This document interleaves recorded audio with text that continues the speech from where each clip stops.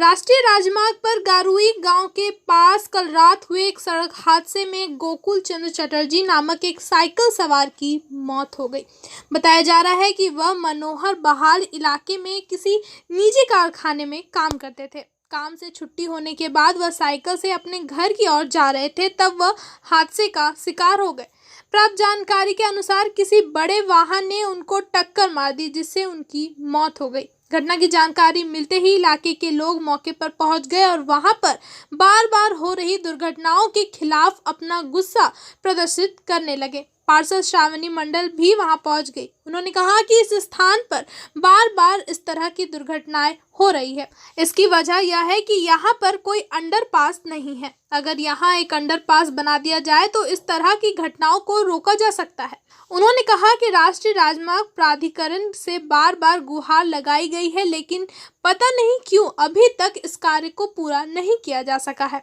उन्होंने मांग की कि यहाँ पर एक अंडरपास बनाया जाए ताकि इस तरह की घटनाओं को रोका जा सके। उन्होंने बताया कि मृतक के परिवार को राष्ट्रीय राजमार्ग प्राधिकरण की तरफ से 15 लाख रुपए मुआवजे के तौर पर दिया जाएगा। वहीं जिला शासक दफ्तर से उनके परिवार को 2 लाख रुपए दिए जाएंगे। इसके साथ ही मृतक की पत्नी के लिए एक नौकरी के इंतजाम की बात पार्षद ने कही, लेकिन जिस एक बात पर उन्होंने सबसे ज़्यादा जोर दिया वह था यहाँ पर एक अंडरपास के निर्माण की बात। उन्होंने कहा कि अगर यहाँ एक अंडरपास बना दिया जाए तो इस समस्या का स्थायी समाधान निकल जाएगा। स्थानीय निवासियों का भी यही कहना है कि इलाके में एक अंडरपास का होना बहुत ज़रूरी है ताकि आने वाले समय में इस तरह की घटनाओं को रोका जा सके।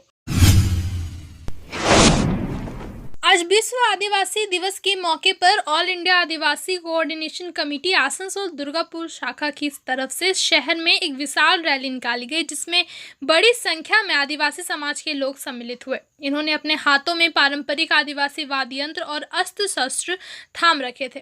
रैली में शामिल आदिवासी समाज के लोगों ने पारंपरिक नृत्य पेश किया और बीएनआर में जाकर रैली समाप्त हुई। इस बारे में संगठन के एक पदाधिकारी ने बताया कि राष्ट्र संघ द्वारा 9 अगस्त को विश्व आदिवासी दिवस के रूप में घोषित की गई थी। इसका मकसद पूरे विश्व में जहां भी आदिवासी समाज के लोग रहते हैं उनके अधिकारों को सुरक्षित करना है।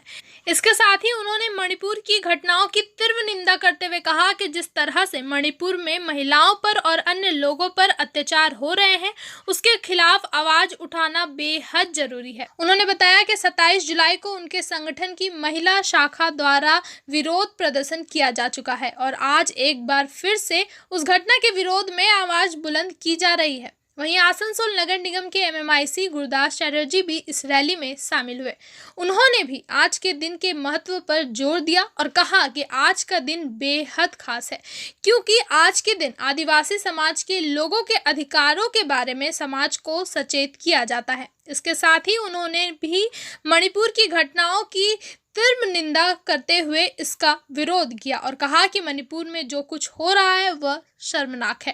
उन्होंने कहा कि आज केंद्र में एक ऐसी सरकार बैठी है जो संविधान के साथ छेड़छाड़ करने में लगी है।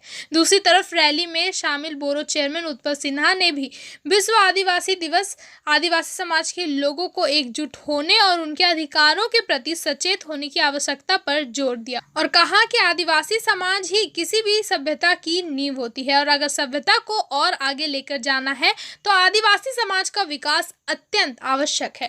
आज के आंदोलन नয়, आज के हमारे विश्व आदिवासी दिवस। आज এটা আমাদের পশ্চিমবঙ্গ রাজ্য সরকার নয়, ভারত সরকার নয়, এটা রাষ্ট্রসংঘ থেকে এটা ঘোষণা করা হয়েছে যে 9 আগস্টটাকে বিশ্ব আদিবাসী দিবস পালন করা হবে। সেই হিসেবে আমরা গত 2005 থেকে এই আসানসোলের বুকে শহরের বুকে আমরা লাগাতার এই বিশ্ব আদিবাসী দিবসটা পালন করে আসছি।